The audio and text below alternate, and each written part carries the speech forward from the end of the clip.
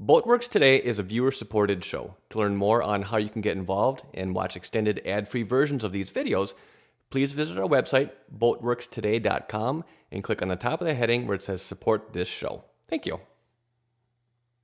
What is going on, everybody? I hope you're doing well. My name is Andy with Boatworks Today, and I think it's time to stink up the shop.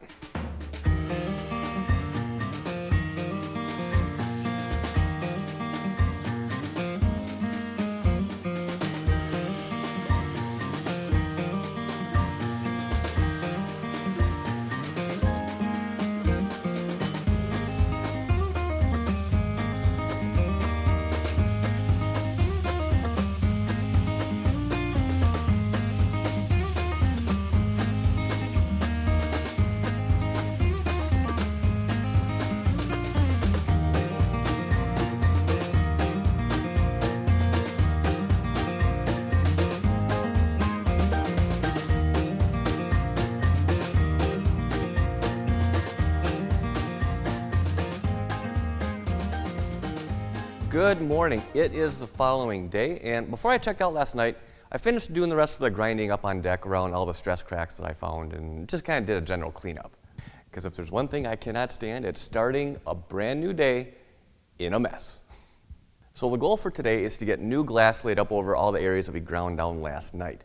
Now for doing that, I'm going to be using 1.5 ounce chopped strand matting and my favorite resin of choice, which is good old-fashioned laminating poly resin. Now, the main reason I'm using laminating resin is because of this right here.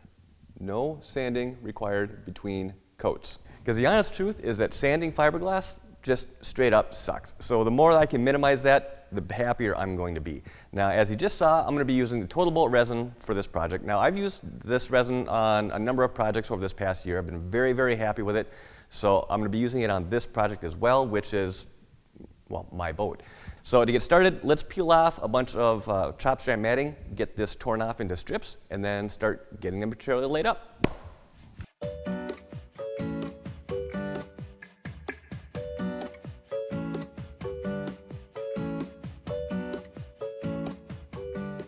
Now the strips that I need to rip off of here only need to be about 2 inches, maybe 2.5 inches wide. And when you're dealing with chopped strand matting, that can sometimes be a little tricky to actually tear this material when it's only that wide. So the main reason I want to tear this material rather than just give it a hard hard cut here is that it just helps to feather in the edges, because you've got a bunch of little wisps that just kind of lay down and they just kind of overlap with each other and feather in real nice. So when it comes to chopped strand, I prefer to tear it. But like I said, tearing narrow strips like this can be a little bit tricky. It tends to want to just rip apart. So what I've found that works pretty well is to use a razor blade, but not necessarily cut it. So really what you're doing is you're just lightly, very lightly scoring it. And yeah, I'm sure you are cutting some strands, but you're not cutting all the way through.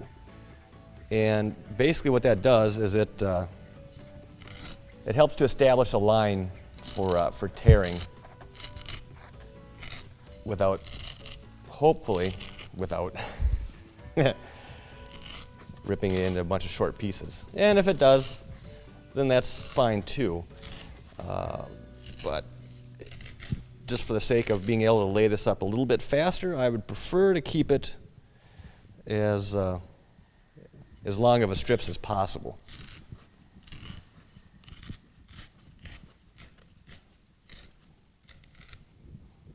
See, this is what I'm talking about here. This is what I like to see when I'm working with chopped strand. That way, as the different edges of it kind of lay together, see how they just kind of overlap and just kind of like fingers, they kind of interlock with one another. So that's why I like to tear it, and it just works out really, really nice.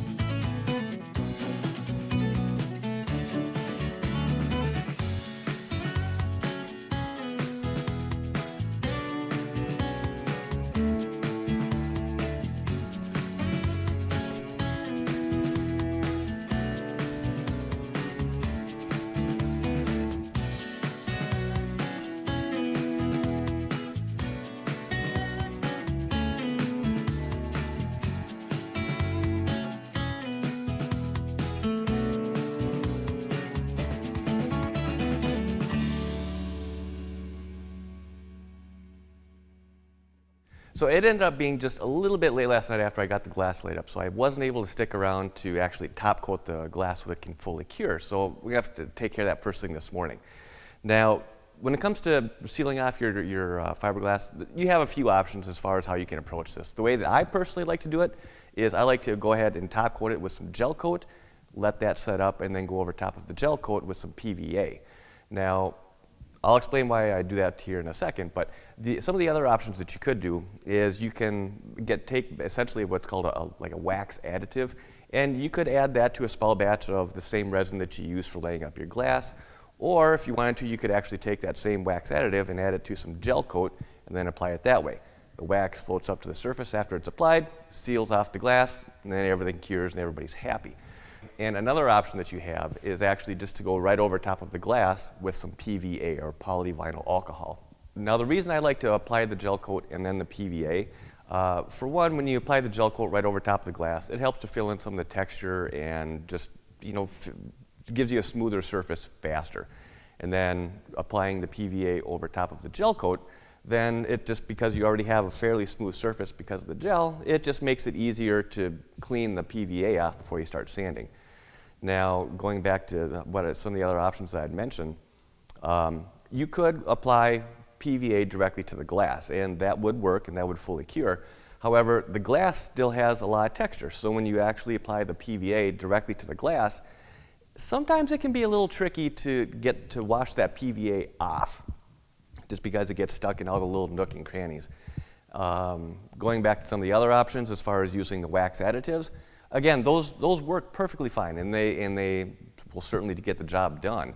But there again, when it comes time to start your sanding, unless you completely remove all of that wax additive, there's a risk that you run with possible adhesion of whatever you go to apply over top of that down the road. So I like to take it and play it safe, so I apply the Gelcoat and then the PVA. So the Gelcoat I'm going to be using today is made by TotalBoat, and it is a non-waxed, or in other words, it is a laminating Gelcoat, which is why we'll have to apply PVA after this has been applied and sets up.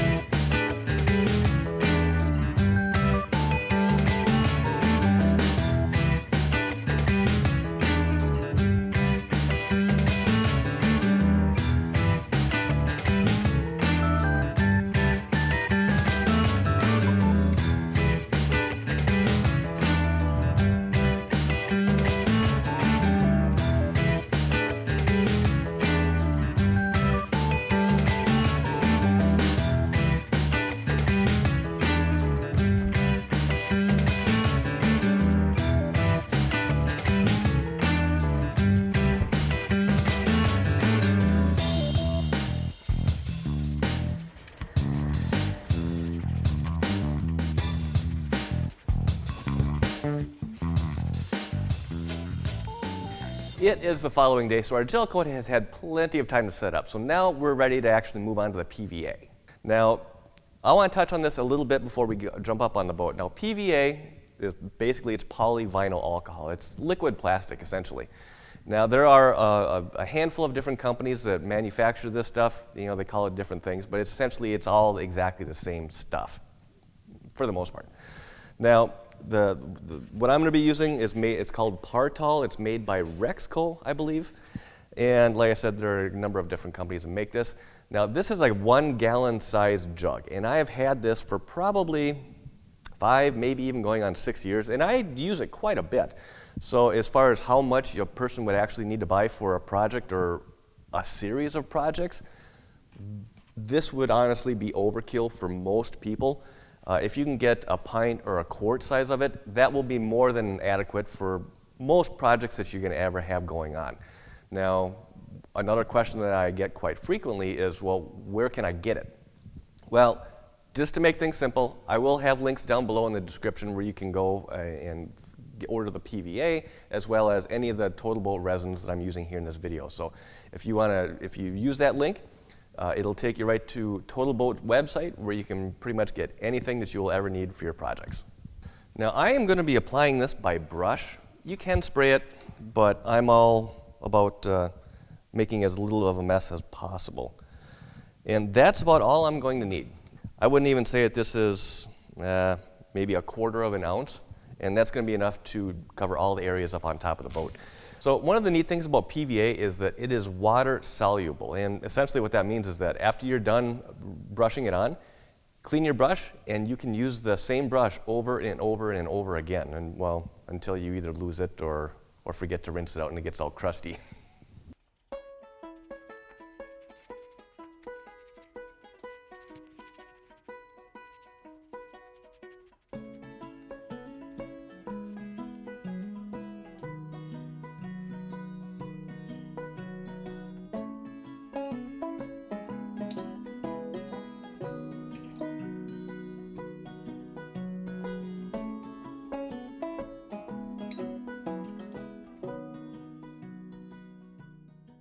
With the glass and the gel coat sealed up, now I'm pretty much on hold while everything cures, so I think this is going to be a good spot to kind of button this video up. So, as always, I want to thank you for your time. I hope you enjoyed the video, and if you did, please give me some thumbs up and some share it, social stuff, however that's done. And if you have any questions, comments, feel free to leave those down below, and I'll do my best to get back with you. And yeah, I think that's about it. Until next time, thanks for watching, and I'll see you again next week. This has been a Boatworks Today production.